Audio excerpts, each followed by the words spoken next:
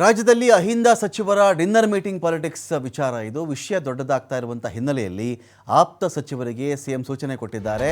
ಆ ಸಂದರ್ಭದಲ್ಲಿ ನಿಮ್ಮ ಹೇಳಿಕೆಗಳು ಅವತ್ತಿಗೆ ನೀವು ಮಾತಾಡೋದಾಗಬಹುದು, ಇವತ್ತಿಗೆ ಮಾತಾಡೋದಾಗಬಹುದು, ಇವತ್ತಿನ ಸಂದರ್ಭದಲ್ಲೂ ಕೂಡ ಗೊಂದಲ ಸೃಷ್ಟಿ ಮಾಡ್ತವೆ.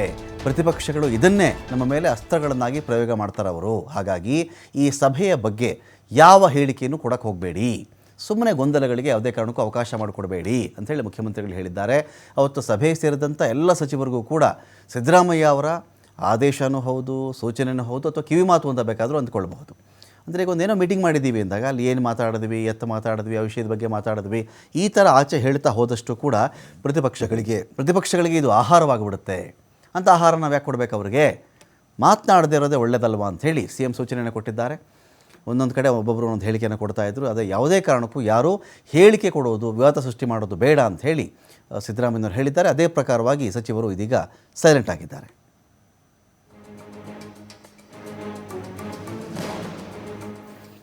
ಡೀಟೇಲ್ಸ್ಕೊಳ್ಳಿಕ್ಕೆ ಇದೀಗ ಶಿವಕುಮಾರ್ ಜೋಹಳಿ ಇದ್ದಾರೆ. ಶಿವಕುಮಾರ್ ಜೋಹಳಿ, ಈಗ ಅಹಿಂದ ನಾಯಕರ ಸಭೆ ಅಥವಾ ಸಿದ್ದರಾಮಯ್ಯ ಬಣದ ನಾಯಕರ ಸಭೆ, ಈ ಸಭೆ ಬಹಳಷ್ಟು ಕಾರಣಗಳಿಗೆ ಅಂದರೆ ಸುದ್ದಿ ಆಗ್ತಾ ಇದೆ. ಇದು ಡಿ ಕೆ ಶಿವಕುಮಾರ್ ಅವರು ವಿದೇಶದಲ್ಲಿದ್ದಾಗ ಸಿದ್ದರಾಮಯ್ಯನವರ ಆಪ್ತ ವಲಯದವರು ಸಭೆ ಸೇರಿದ್ರು.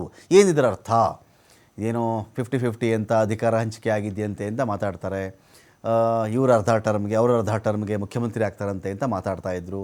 ಇಂಥ ವಿಚಾರಗಳು ಬಂದಾಗ ಸೊ ಈ ಮೀಟಿಂಗ್ ಪಡ್ಕೊಂಡಂಥ ಮಹತ್ವ ಇದೀಗ ಒಂದು ರೀತಿಯಲ್ಲಿ ಏನೋ ಡ್ಯಾಮೇಜ್ ಆಯಿತು ಅನ್ನೋ ರೀತಿಯಲ್ಲಿ ಡ್ಯಾಮೇಜ್ ಕಂಟ್ರೋಲ್ಗೆ ಸಿದ್ದರಾಮಯ್ಯನವರು ಮುಂದಾಗ್ತಾ ಇದ್ದಾರೆ ಈಗ ಅಂತ.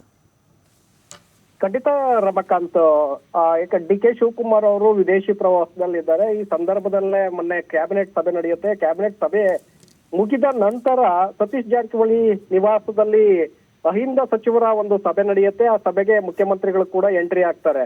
ಮುಖ್ಯಮಂತ್ರಿಗಳು ಯಾವಾಗ ಸಭೆಗೆ ಎಂಟ್ರಿ ಆಗ್ತಾರೆ ಅದಕ್ಕೆ ಬೇರೆ ರೀತಿಯಾದಂತ ಒಂದು ತಿರುವು ಈಗ ಪಡೆದುಕೊಂಡಿದೆ. ಅಂದ್ರೆ ಮುಖ್ಯಮಂತ್ರಿಗಳೇ ತಮ್ಮ ಆಪ್ತ ಸಚಿವರನ್ನ ಮುಂದಿಟ್ಕೊಂಡು ಉಳಿದ 5 ವರ್ಷಗಳ ಕಾಲ ತಾವೇ ಮುಖ್ಯಮಂತ್ರಿಯಾಗಿ ಮುಂದುವರಿಯೋದಕ್ಕೆ ಪ್ರಯತ್ನಗಳನ್ನ ಮಾಡ್ತಾ ಇದ್ದಾರೆ. ಅವರ ಒಂದು ಬೆಂಬಲವನ್ನ ಪಡೆದು ಹೈಕಮಾಂಡ್ ಮೇಲೆ ಒತ್ತಡವನ್ನ ತರುವಂತ ಒಂದು ಪ್ರಯತ್ನಗಳನ್ನ ಮಾಡ್ತಾ ಇದ್ದಾರೆ ಅನ್ನುವಂತಹ ಚರ್ಚೆಗಳು ಆ ಸಂದರ್ಭದಲ್ಲಿ ಶುರುವಾಯಿತು. ಅದಕ್ಕೆ ಪ್ರತಿಯಾಗಿ ಒಕ್ಕಲಿಗ ಸಮುದಾಯದ ನಾಯಕರ ಸಭೆಗಳು ಕೂಡ ಆಯಿತು. ಡಿ ಕೆ ಶಿವಕುಮಾರ್ ಒಕ್ಕಲಿಗ ಸಮುದಾಯದ ನಾಯಕರನ್ನ ಮುಂದೆ ಬಿಟ್ಟು ಮತ್ತೊಂದು ಕಡೆ ತಾವು ಹೈಕಮಾಂಡ್ಗೆ ಮತ್ತೊಂದು ಸಂದೇಶವನ್ನ ರವಾನೆ ಮಾಡುವಂತ ಒಂದು ಪ್ರಯತ್ನವನ್ನ ಮಾಡಿದ್ರು. ಹಾಗಾಗಿ ರಾಜ್ಯ ಕಾಂಗ್ರೆಸ್ನಲ್ಲಿ ಎಲ್ಲವೂ ಕೂಡ ಸರಿ ಇಲ್ಲ, ಅಧಿಕಾರಕ್ಕಾಗಿ ಕಿತ್ತಾಟಗಳು ಶುರುವಾಗಿದೆ ಅನ್ನುವಂತ ಒಂದು ಸಂದೇಶ ರವಾನೆ ಆಗ್ತಾ ಇತ್ತು. ಸೊ ಹಾಗಾಗಿ ಈಗ ಮುಖ್ಯಮಂತ್ರಿಗಳು ಕೂಡ ಈ ವಿಚಾರದಲ್ಲಿ ಮತ್ತಷ್ಟು ನಾವು ವಿವಾದಕ್ಕೆ ಒಳಗಾಗೋದು ಬೇಡ, ಪ್ರತಿಪಕ್ಷಗಳು ಇದನ್ನೇ ಅಸ್ತ್ರವನ್ನಾಗಿ ಮಾಡ್ಕೊಳ್ಬಹುದು. ಹಾಗಾಗಿ ಇನ್ನೊಂದು ಕಡೆ DCM ಡಿ ಕೆ ಶಿವಕುಮಾರ್ ವಿದೇಶಿ ಪ್ರವಾಸದಲ್ಲಿರೋದ್ರಿಂದ ಸಹಜವಾಗಿ ಅವ್ರಿಗೂ ಕೂಡ ಬೇರೆ ಸಂದೇಶ ಹೋಗಬಹುದು ಅನ್ನುವಂತ ಕಾರಣಕ್ಕೆ ತಮ್ಮ ಆಪ್ತ ಸಚಿವರಿಗೆ ಕೆಲವು ಸೂಚನೆಗಳನ್ನ ಕೊಟ್ಟಿದ್ದಾರೆ ಅನ್ನುವಂತ ಮಾಹಿತಿ ಸಿಗ್ತಾ ಇದೆ ರಮಕಾಂತ್.